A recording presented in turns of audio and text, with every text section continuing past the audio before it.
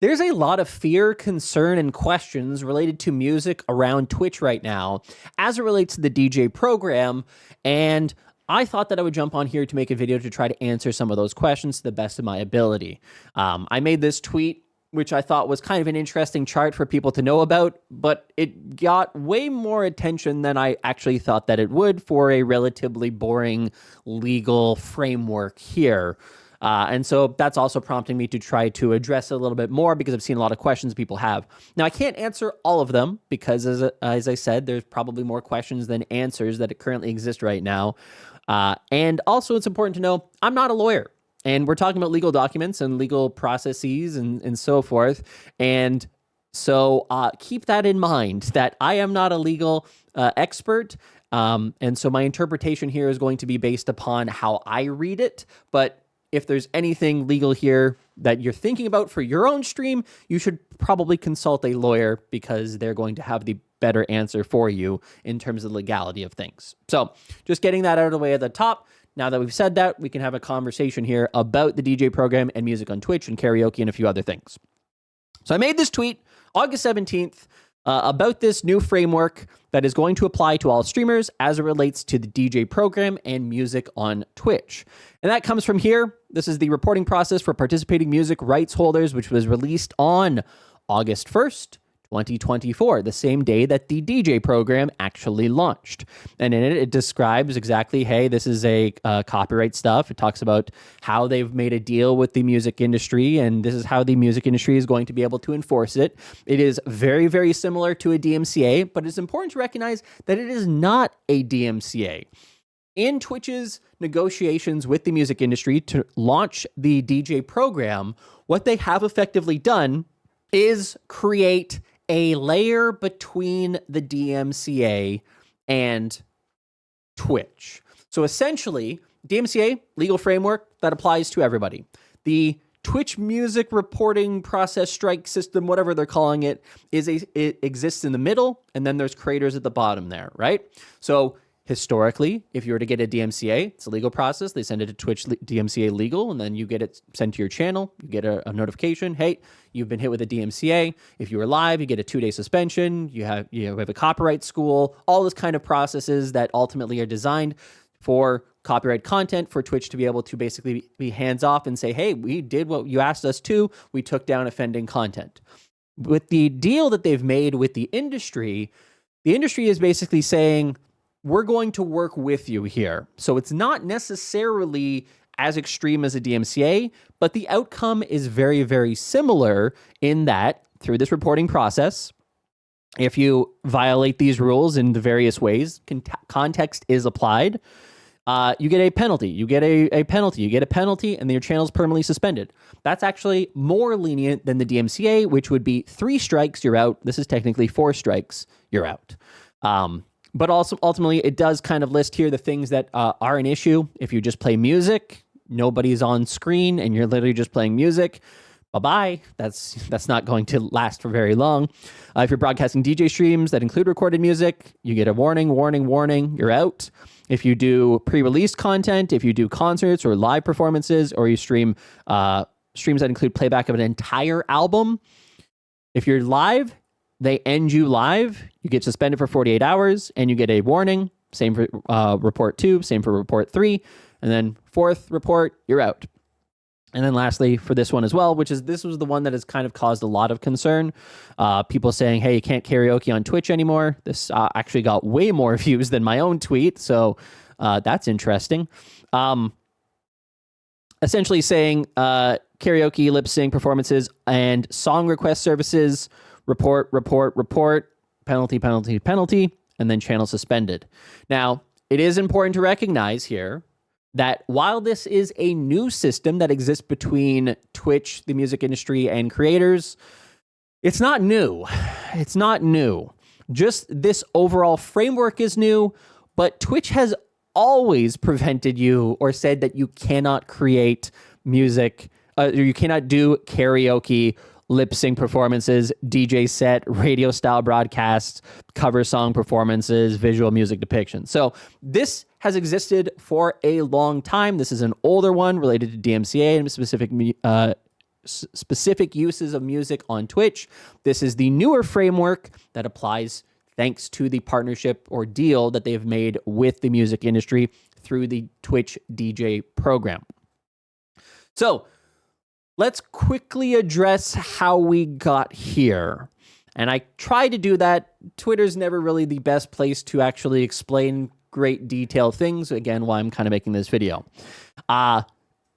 This new enforcement system seems slightly more flexible than the DMCA system and considers some context. So it's important to recognize right off the top that this is a better system than the DMCA. The DMCA doesn't really necessarily consider legal context, and it is absolutely a legal thing that has existed for over 20 years. The DMCA itself was developed or came into law in 99, I want to say. And it preceded YouTube, it preceded content creators, it preceded live streaming. It is way before any of those things. It does not have any framework to deal with that kind of usage. And so we're all kind of existing in a gray zone as it relates to DMCA. If you're streaming a video game, technically you're violating copyright, technically. But again, gray zone, everyone's just kind of like, yeah, well, let's just leave it as is right now because the benefits kind of outweigh the negatives. So, yes, this is more flexible than the DMCA system. So in that regard, a win for creators. Now, that said, and that's why I tweeted this part, Twitch has been in ongoing negotiations with the music industry since June of 2020. And I don't know if you remember exactly what happened then, but back around June, they received a ton of DMCA takedowns for clips with background music from 2017 to 2019. And this was kind of the first volley of warning to the to Twitch that the music industry was now taking note of, hey, what's actually going on here? Our artists, their music is being used. It's in VOD-based content. And this is roughly at the same time where deals are being made for YouTube and TikTok and so forth. So they're saying, hey, VOD-based content, what's the deal here? And as such, you had this kind of significant fear that passed around where Twitch was basically in a situation they hadn't been in a long time, with the music industry breathing down their neck and creators having a lot of copyrighted content, specifically music, on their streams. So as a reaction to that, Twitch actually developed something called Soundtrack, which was rights-cleared music. This was in September, so keep in mind this was back in June. This is now September, where they developed Soundtrack, which offered you the ability to play a wide variety of music. They had nothing that was mainstream, mind you, but they had a bunch of different partnerships with music providers for you to be able to play music on your stream. And as part of this, they launched the ability to have a separate audio track. Music from Soundtrack is separated into its own audio channel, so you can play music on stream without worrying about your archives being muted or receiving strikes against your Twitch channel or wherever else your content may go. So this is what people now know as the 6th audio track, I believe it's called, in OBS or something. I've never done it myself personally, so I'm speaking somewhat out of turn here. But there's plenty of tutorials on how to remove music from Twitch VODs with OBS, Twitch VOD track, how to play music on Twitch without copyright, set up VOD track, separate audio track. So basically that any music that you're playing is being fed to the stream live, but it is not actually going into any VOD or clips that end up getting created. That's an important thing to know. We go back here. The last couple of years, as Twitch has gone through these negotiations with the music industry, obviously the music industry would like to be paid some money for copyrighted content being used, and Twitch doesn't want their content creators to be removed from the platform through DMCA, which legally they would have to if there's repeat violators. Basically, my understanding, don't schedule your Dexerto interview, but my understanding is that during this time, one of the reasons why we did not see any music takedowns is because they were negotiating. And so it seems like there was a no war during peace negotiations agreement, a gentleman's agreement between Twitch that, hey, we're trying to make an effort. And from the music industry saying, hey, we're willing to listen to the effort that you're making with us. So nothing happened. Nobody was active in aggressively taking anything down, and everyone kind of went back to normal, going, okay, music's okay. We can play music on the additional audio track. We're all okay. This is where things get a little bit important to understand that context. Because now that they do have a deal with the music industry, it's unclear if that will continue to be the case. Will the music industry continue to allow that second track audio line where you're actually playing copyrighted content, but it does not appear in VODs or clips to continue to exist? We don't know. Then there's no clear answer on that.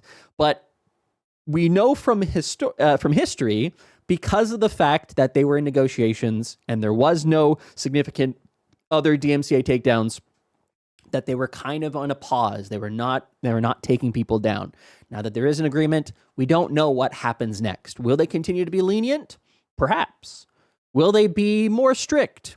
Perhaps. We don't know. So that's why I say there's more questions than answers here, and we're going to kind of find that out together, and I kind of wrote that here. I don't know how strict or how lenient this will be. We're all going to learn together in the coming months what that will look like. And so if you do receive a warning, please let me know, because I'd like to be able to keep track of this overall.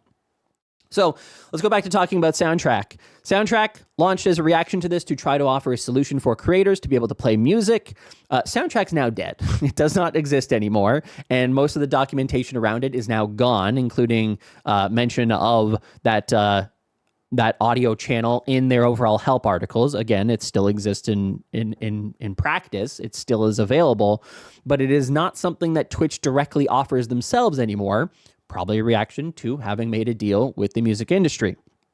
Now, just a kind of a side note here that talks specifically about how Twitch then reacted to that back in October. So this was a month after Soundtrack came out, or 20 days after Soundtrack came out. Twitch streamers started getting DMCAs again, and this time Twitch recommended that you delete all of your clips and VODs through history.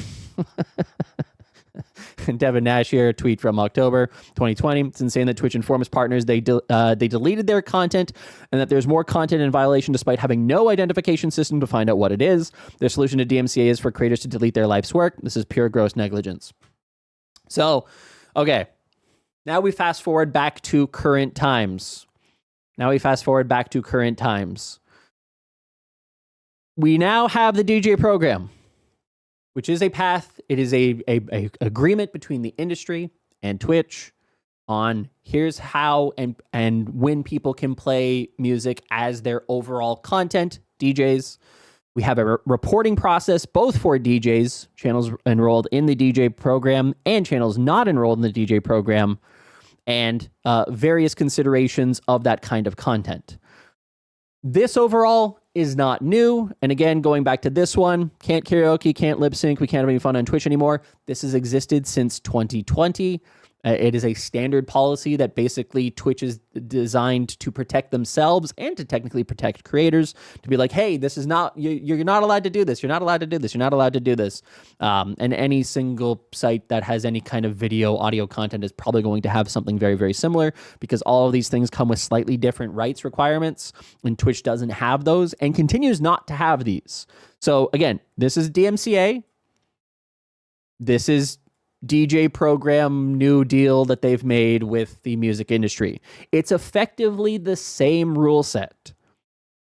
Just this offers a slightly more flexible outcome. So if you're concerned that now Twitch doesn't allow karaoke or fitness class music or song requests, they never have. They've never allowed that. Okay? The last thing that I want to point out here, or to talk about as it relates to the DJ program and music and what's going to happen next, is this is where the question of, will this be strictly enforced or will it be leniently enforced? And I don't know the answer for that specifically at this point. We can kind of look to CEO Dan Clancy on things that he's said, including how he reacted to this post, where he says, to clarify, this does not change anything for other uses of music on Twitch streams. Either referring to the fact that, hey, this has always been the case that we have these limitations, or implying that nothing is actually going to change about how things have been enforced. Again, could it be that we've been living through a time that was no war during peace negotiations, and so there was no enforcement? And is that going to continue? I don't know. And that's kind of one of those big questions that I have that I would like to know more about, that we probably won't get an answer for, because if he says the wrong thing legally, he could be in trouble and the platform could be in trouble. We already have a program where music rights holders can notify us without acquiring a DMCA notification, which, as Zach points out, provides greater flexibility for the creator than a DMCA strike. The focus of the agreement is DJs. It is DJs, but it is still a deal that they've made with the music industry that I feel like, he says no, but I feel like eventually it's going to apply to everyone, in the sense of right now the DJ program basically is a complete opt-in. Okay? It is, you are a DJ, your content is music-based, and as such, you are subject to these terms. And I'm working on kind of a post here on tos.gg. By the way, subscribe to my newsletter. It is completely free to sign up. Every single Monday, you get a nice little recap of everything happening in the streaming space. tos.gg. Go sign up. But this is in a different article that I'm working on. Everything you need to know about the DJ program. And this is what you get as being part of the DJ program. You get a DJ badge. This is not a finished product, by the way. This is my first draft, so please, it'll look different when I do release it. Access to stream the vast majority of music, initial subsidy, promotion on DJ shelf, and DJ category, ability to copy your account status affiliate partner into a second channel if you are a part-time DJ. Here's what you lose: a currently unknown percentage of your total revenue, channel VODs, clips, highlights, the ability to upload videos, and users cannot listen in audio-only mode on mobile. My feeling is this is a beta test. This is an initial launch before it ends up releasing to everyone. And by everyone and releasing, I don't mean tomorrow or next week or next month or next year. I mean probably years from now. Probably, my general sentiment is that the DJ program is effectively, hey, we don't have the ability for specific targeted music tracking, so we're going to assume that everything a DJ does falls under this system, and we're going to take an overall amount of money, a percentage of your overall revenue, and that's going to go to the industry. But over time, Twitch will probably improve this system. They'll probably make it more specific. They'll probably make it more targeted. And at the same time, the industry is probably going to go, hey, you have a lot of other creators doing content with music that they're playing in the background. I think we'd also like a cut of that. And the reason I say that is purely based on statistics. Music content on Twitch makes up 0.5 to 0.7%, I think was the last time I checked. 0.7% of the total content creators. And DJs themselves represent 0.2 to 0.25%, I believe is the last time I checked. So it's a very, very small amount. So overall, if you're the music industry and you're taking a cut of 0.02% of all content, that means that there's still 99.2% of the platform that potentially could be a revenue source for the music industry on any stream that you hear playing copyright music.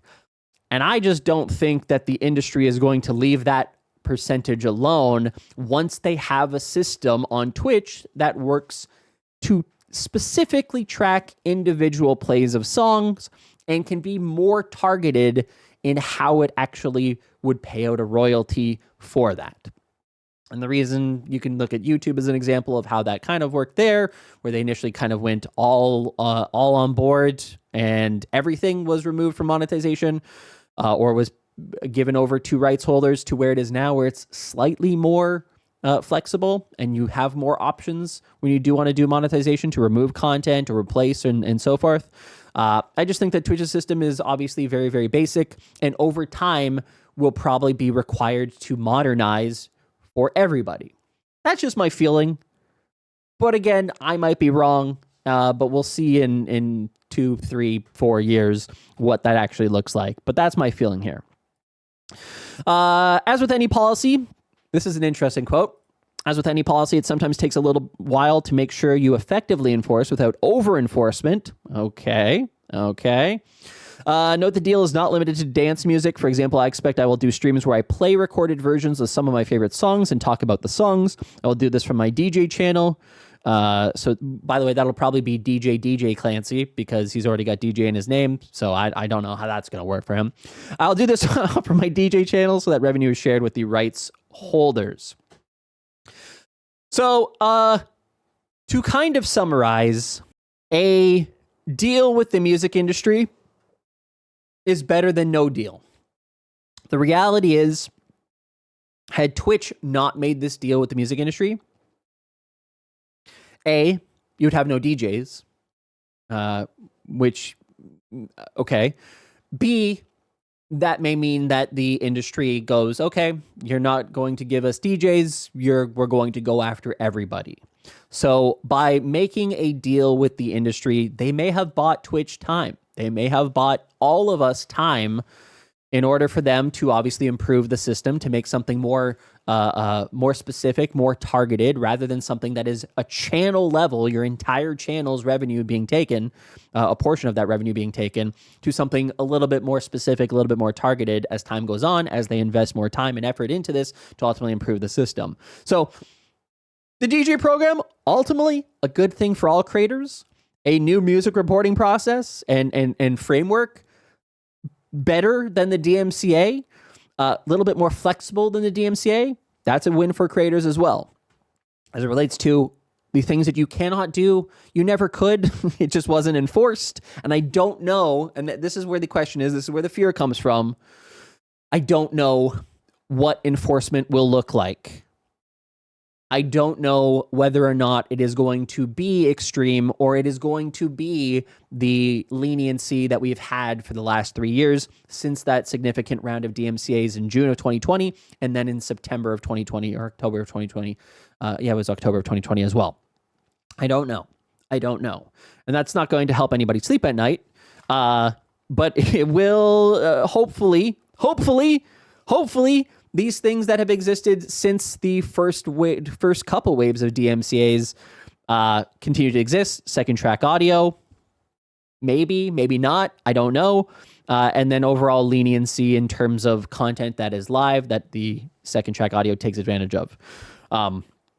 So yes, I don't know I hope that helped. I really do hope that helped in answering some questions and providing some context on the overall situation that currently exists on Twitch as it relates to music, as it relates to the DJ program, to try to provide an overview of everything that has happened and everything that we know to this point. There remains a lot of questions. There remains enforcement yet to be seen, and we're going to find that out together. But ultimately, for creators, at this very moment, do not panic.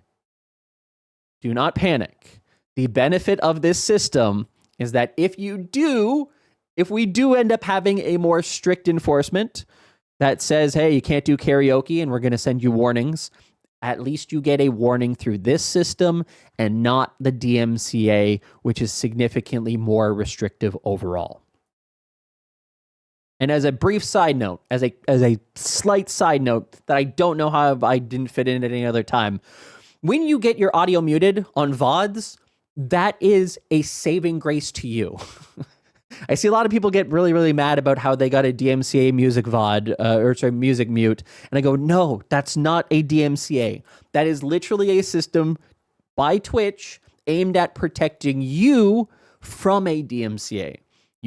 I understand that sucks. I understand that it's aggressive. I understand that it makes mistakes and it copyrights things like bird sounds and clouds and all kinds of things that seem silly.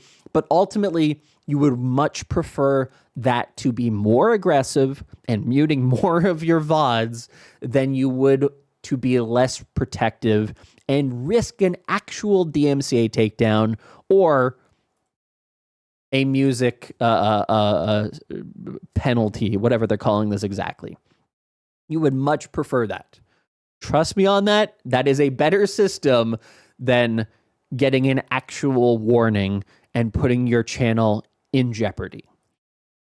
So if you want to avoid that, if you're concerned about that, I do recommend that you record locally all of your VODs and then just upload them to YouTube. Have a VOD channel on YouTube that you upload them if people want to actually listen. All right, I think that'll end it here. Again, go subscribe to my newsletter, tos.gg. It is completely for free.